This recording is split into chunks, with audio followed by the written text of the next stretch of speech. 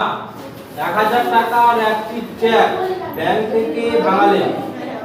তিনি কয়েকটি 5 টাকার নোট ও কয়েকটি 10 টাকার নোট পেলেন। তাহলে এই 1000 টাকার মধ্যে 5 টাকার নোট আর 10 টাকার নোট মিলে আছে। এবার বলছে যদি মামা মোট 137টি নোট পেয়ে থাকেন তাহলে কতগুলি 5 টাকার নোট পেলেন দেখুন। তাহলে 137টা নোটের মধ্যে কিন্তু 5 টাকার নোট আর 10 টাকার নোট ঢুকে আছে। তাহলে আমাদের এখানে লিখতে হবে 5 টাকা ও 10 টাকার মোট নোট কত, 10 টাকা ও 5 টাকার মোট নোটের সংখ্যা। এটা আগে লিখে নিতে হবে। 10 টাকা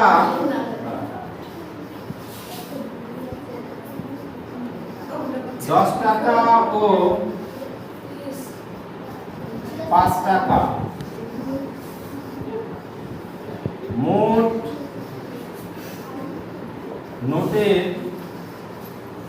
সংখ্যা 137টি। ধরি 10 টাকা নোটের সংখ্যা।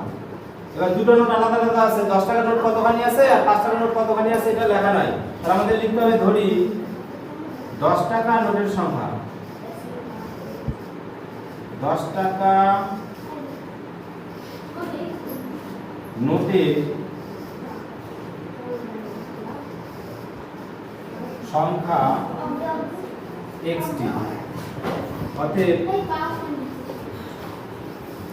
5 টাকা নোটের সংখ্যা হবে 137 থেকে 10 টাকা নোটটা বাদ যাবে। তাহলে হলো দেখো 5 টাকা নোটের 10 টাকা নোটের সংখ্যা হলো xt, 10 টাকা নোটের সংখ্যা হলো xt। তাহলে 10 টাকার নোটকে 10 দিয়ে গুণ করলে তার মূল্য পাওয়া যাবে, আর 5 টাকার নোটের সংখ্যাকে 5 দিয়ে গুণ করলে তার মূল্য পাওয়া যাবে। তাহলে এখানে লিখতে হবে 10 টাকা নোটের মূল্য, 10 টাকা নোটের মূল্য x গুণন 10 টাকা হয়ে গেল। 5 টাকা নোটের মূল্য, 5 টাকা নোটের সংখ্যাকে 5 দিয়ে গুণ করতে হবে। তাহলে 137x এটাকে গুণ করলাম 5 দিয়ে, টাকা হয়ে গেল। হ্যাঁ দেখো, তাহলে 10 টাকা নোটের মূল্য এটা আর 5 টাকা নোটের মূল্য এটা। এই দুটো মূল্য যোগ করলে মামা পেয়েছিল কত, 1000 টাকার চেক। এবার তাহলে করতে হবে নির্ণয় সমীকরণ।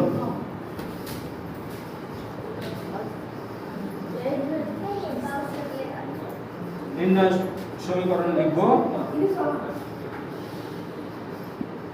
10 টাকার নোটটা কত আছে, 10, তার সঙ্গে প্লাস হবে 137 মাইনাস x ইনটু 5 সমান সমান 1000 টাকা নোটটা।